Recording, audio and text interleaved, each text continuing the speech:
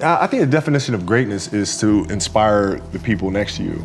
I think that's what greatness is or should be. It's not something that lives and dies with one person. It's how can you inspire a person to then in turn inspire another person that then inspires another person. And that's how you create something that I think lasts forever. Yeah. And I think that's our challenge as people, is to figure out how our story can impact others and motivate them in a way to create their own greatness. There's a quote from one of my English teachers at Lower Merion named Mr. Fisk. He had a great quote that said, "Rest at the end, not in the middle." And that's something I always live by.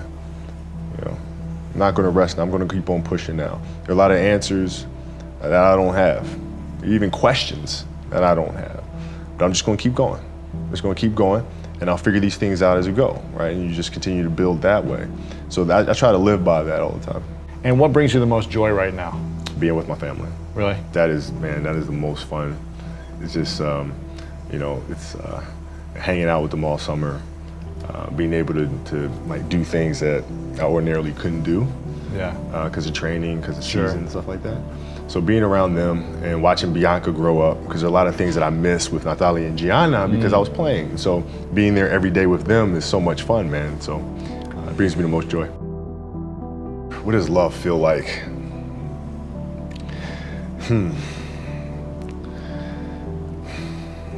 Happiness is such a, I think I would describe love as happiness. I think I'd describe it as a beautiful journey. You know, it has its ups and downs, right? Whether it's in marriage or whether it's in the career, you know, things are never perfect. Yeah. But through love, you continue to persevere and you move through them.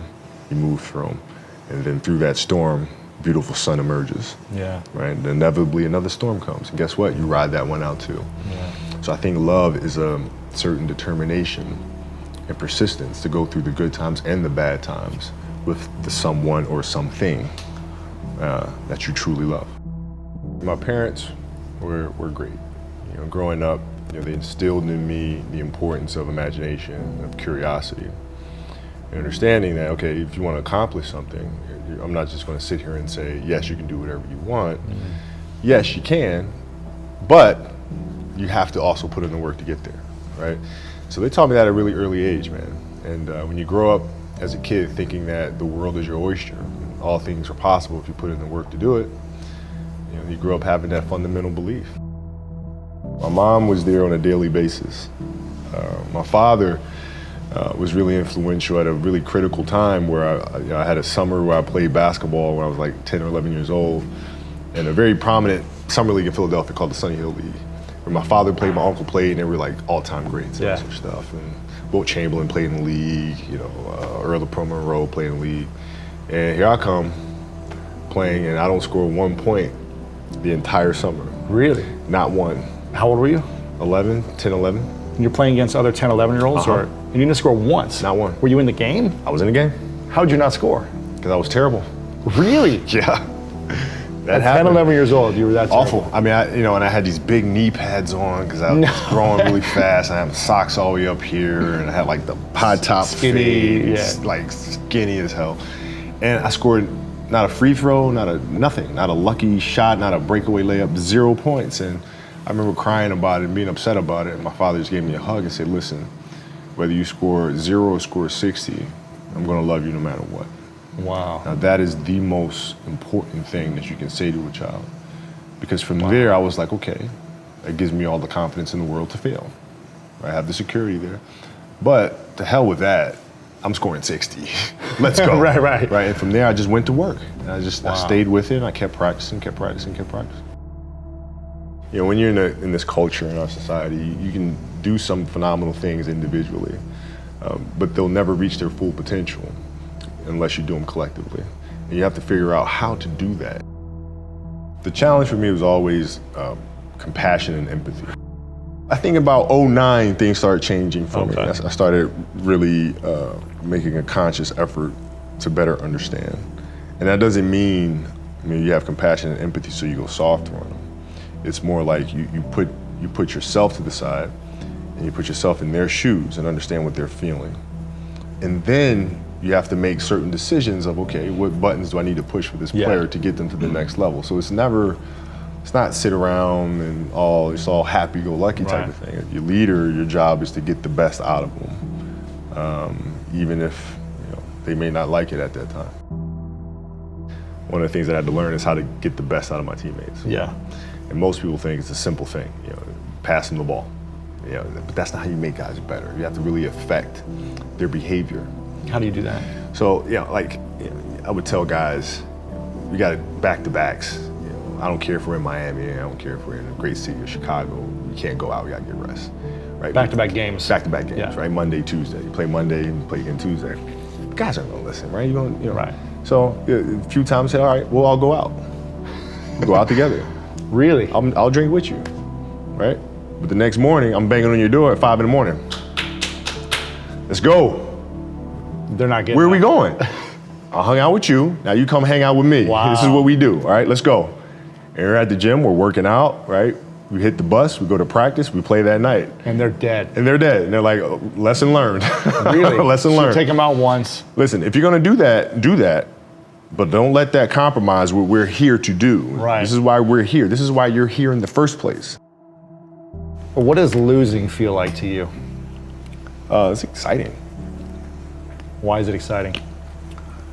Because it means you have different ways to get better. There's certain things that you can figure out that you can take advantage of, right? Certain weaknesses that were exposed that you need to shore up, right? So it was exciting. I mean, it sucks to lose, Right. but at the same time, there are answers there if you just look at them. I'll give you an example. So Katie Lou Samuelson is one of the best college basketball players in the country. She plays at UConn, she's gonna be a senior. And they just had a really tough season last year where they lost to Notre Dame in the final. And so I asked her, I said, have you watched the Notre Dame game? She was like, no. I said, well, why not? I said, I don't wanna watch that. I said, I know you don't, but you're gonna play Notre Dame this year, yeah? Yeah. What's the chances you see him again in the final? She goes, well, you probably see him again. I said, well, you can't show up and play them without knowing why you lost that one, right? So, the mistakes that you've made in that game, you have to do the hard stuff and watch that game and study that game to not make those mistakes over and over again just because you weren't brave enough to face it. So she came down to the office. I brought her down to the office and we sat down, we watched that game together. Wow. Right? And you gotta deal with it. Face it. You gotta deal with it. Face it, learn from it. When you play for 20 years, I played for 20 years, you reach a certain level, you're like, okay, wait a minute, I have to start again at the base of a mountain and try to climb the top of this mountain. First of all, what mountain am I climbing? I don't even know, like, what the hell am I gonna be doing? And it's very scary. It's very scary. Even for you? Oh, absolutely. Wow. Absolutely. And the thing that helped me actually was hurting my Achilles, because that forced me to sit there and say, okay, the day could be today that your career is over. Now what do? You have these ideas about doing something with your life after basketball, but what if today is the day that's it? Now what do you do? So I had all this time sitting there with my Achilles injury and contemplating and thinking, and I said, I better get to work. Wow. And that was that. The mentality book is really about process and craft. I've broken the book up into 2 sections. And process is really about the process of preparing, through injury, recovery, studying of the game. And then the craft is the actual performance and the tactics. And so a lot of things that I learned through the game were through photos. You can look at a photo and see like a player making a move, and look at the angle of his feet, look how he's using his hands on defense, and I can really break down things to the smallest detail through that. And that's what you'll see in this book. I mean, it's really a basketball Bible. You'll see how I break things down, like how I'm looking at things to the smallest of detail. Yeah. And that's the best way to understand how to have that kind of mentality, is to ask questions, and then find answers. And then that lead to more questions, and you find more answers, and that's what the book is. So how can we teach our children what it means to work hard? Well, you do it through training, right? So when I get up in the morning, my daughter goes with me. 4 a.m.? 4 a.m. My 15-year-old goes with me. She goes with me before school, and it becomes a daddy-daughter thing. That's cool. She just got her permit, right? So she drives in the morning. It becomes a cool thing, right? But through that process, she understands the value of hard work and things taking time. And the same thing with my 12-year-old. right? She practices every day, right? And so it's through those behaviors is where I find the motivation to do it.